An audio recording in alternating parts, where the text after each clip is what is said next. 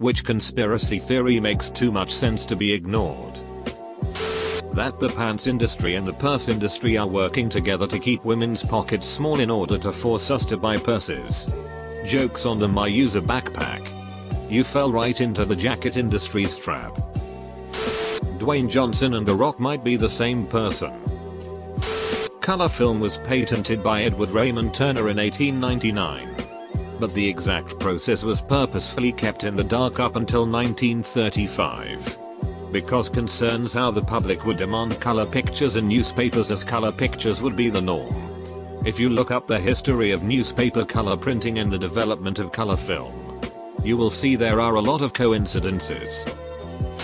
The Taylor Swift-Tom Hiddleston relationship was faked for a surprise album release that got cancelled after the Kim Kanye feud. The initial photos released of Tom and Taylor came from a paparazzi source that had never existed before and only ever distributed sold photos of the two of them and then disappeared after they broke it off. I think a lot of celebrity relationships are publicity stunts.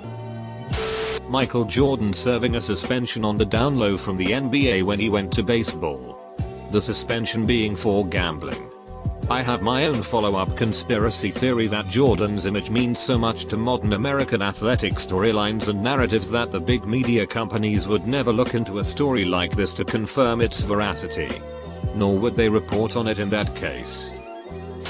Elon Musk is just an alien trying to go home. Michael Jackson's weird behavior and strange health problems can all be attributed to his being chemically castrated. His whole thing about being a kid. Yeah. He was literally a kid. He was chemically castrated to keep his voice high-pitched. This explains his lack of secondary 6 characteristics and wouldn't be all that strange considering all the other shit his father put him through to ensure the success of the Jackson 5. There have been multiple books written on this topic and it seems very plausible to me. That Brittany Murphy and her husband were murdered. I forget the exact details, but I think Brittany was working on a documentary with a whistleblower that worked with a certain part of the government. Then she passed away, followed by her husband shortly after. Both from pneumonia.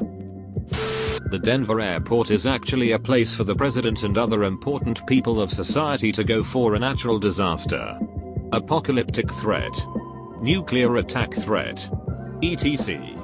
The airport went double the budget, suggesting that there could be some possible underground stronghold of sorts. A few years ago, there was a threat of a meteor striking Earth. And Obama just happened to be in Denver. I've watched videos about it. And the airport itself features many horrific paintings and other disturbing artwork. Overall, it's just a very strange place. Dr. David Kelly did not commit suicide mere days after exposing Tony Blair's lies about Saddam's weapons capability. He was murdered. He accidentally, tragically cut his head off while shaving. TWA Flight 800 was brought down by a missile. In the history of aviation, there has never been an in-flight explosion in any Boeing airliner of a Jet A kerosene fuel vapor air mixture in any tank, caused by mechanical failure. Commander William Sam Donaldson, US Navy attack pilot and internationally recognized accident investigator. Also, Raylar successfully won a court ruling that he was entitled to documents he had requested under a FOIA action. When the judge ruled in his favor, the FBI and CIA immediately lost the documents and never released them as ordered. The government occasionally stages small terrorist attacks and solves them to let the general public think that they are capable. One that's ignored here is the one of the Manchester Canal serial killer. But there have been a few more since, with the majority of deaths all fitting a similar profile: young, male, and been separated from friends. Yet everyone is dismissed as an accident by the police quite quickly.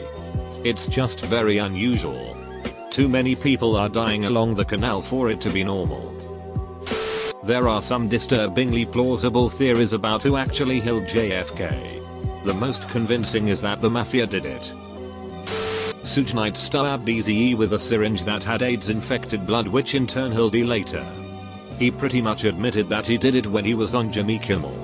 I don't have the link, but maybe someone can link it. It's also super likely that Suge Knight played a part in Biggie's death. How about the theory that during the 2016 US presidential election, Putin contacted both major candidates to give them dirt on the other? Then after the election, no matter who won, he could leak the Russian contact story and throw our government into chaos with an eventual impeachment. During the impeachment, when we're distracted, Russia and China quickly make a lot of partnership deals in Eastern Europe and South America. When Deepwater Horizon happened, the US media kept referring to BP as British Petroleum to try and make it look like another country was responsible. BP hasn't been called that since the 90s. That United Airlines Flight 93, the flight that crashed into a field on 9/11, was actually shot down by the US military. Having already seen the other planes hit the Pentagon and WTC, the US govt would have known that the plane was heading for the White House. It is highly plausible that they would shoot it down before it reached there and conceive a story involving the heroism of those on board. That one day, the French are going to pour out of the Statue of Liberty and invade America. Then, in proper French fashion, they will promptly surrender. It's not really a theory, but Google up MK Ultra. The theory is, naturally, that stuff like this is still going on. I think it's more common sense. But hey, anyone who thinks the US government, the wealthiest and most powerful entity in the world, would simply give up on psychological manipulation and alternative methods of consciousness and mental manipulation used to further their goals is fooling themselves. Ultra carried on under a different name. It's still going today. Chances are, they aren't playing fast and loose with it like they did back in the 50s and 60s. Humpty Dumpty was pushed. He didn't fall. FDR knew about the Pearl Harbor attack beforehand and allowed it to happen so he could justify US involvement in WWII. Any attack on the USA by Japan would have resulted in war. If FDR knew, he could have warned the fleet and ordered that Pearl Harbor be properly defended and nothing would have changed. In fact, that would have allowed the Pacific fleets to roll out even more quickly and therefore would have been prudent. Also, how could he have known? The administration suspected that Japan might betray them, so the Japanese ambassador was called in and asked about US-Japan relations. And the ambassador lied and assured them that Japan was still interested in diplomatic talks. The radar in the Pacific at that time was rudimentary and couldn't discern low-flying planes. The US Pacific Fleet did not have patrols on that route at that time. There weren't a lot of vectors for info about the attack to make their way to FDR. There was a whistleblower who reported on a city's police corruption. He filmed a van recording him in his house and it seemed professional because they were using a thermo tracking camera. On Facebook he posted, "If anything happens to me, it was them," or something to that extent. Days later his house was burnt down and his corpse was found and it was reported that he committed suicide. Mysterious huh? I'll post the link later. Edit. NVM. Someone else posted the link. Glad to see people become aware of this. That the Titanic was sunk on purpose. Watched a documentary about how they needed insurance money for the sister ship. Repainted and upholstered the ship. And sunk it. Apparently had an empty ship in the area to rescue people. But it received the wrong distress signal. Presented some evidence that it may have been switched with the Olympic. I wouldn't buy it. But it definitely shouldn't be ignored because it's plausible to be, considering the motives. There is definitely much more to the assassination of President Kennedy than just one crazy lone wolf. Just the fact that Lee Harvey Oswald could defect to Russia, give up his American citizenship, stay there for 3 years, marry a Russian woman, then come back to the US and get back into the country without any problems at the height of the Cold War, has never made sense to me. He was almost certainly on the payroll of the CIA. We also know he was seen with his later assassin, Jack Ruby, who had mob connections. Then there's the ridiculous magic bullet from the official Warren Commission report, so ridiculous that several members of the commission refused to sign on to it, which had to make some physics-defying turns and twists and hang still in the air at some point, to be able to account for the way the commission said things went down. We also see President Kennedy go back and to the left on the Zapruder film, indicating that the gunshot came from the front. We know that dozens of witnesses testified that the gunshot came from the grassy knoll. In 1976, a special House committee was formed to reinvestigate the assassination, and in 1979 they put out a report stating that the death of President Kennedy was most likely the result of a conspiracy. Flight 800 was shot down. My dad was a Navy salvage diver at the time and he had friends that did the salvage for the plane. My dad would have, but he got assigned to another job. During the salvage job, every one of the divers said it was clear that the plane had been hit by a missile because of damage done to the fuselage or something like that. Also, a lot of people reported a streak in the sky at the time the plane went down. A missile. Avril Lavigne was replaced. The theory that nothing really that special goes on at the Groom Lake Air Force Base, or Area 51.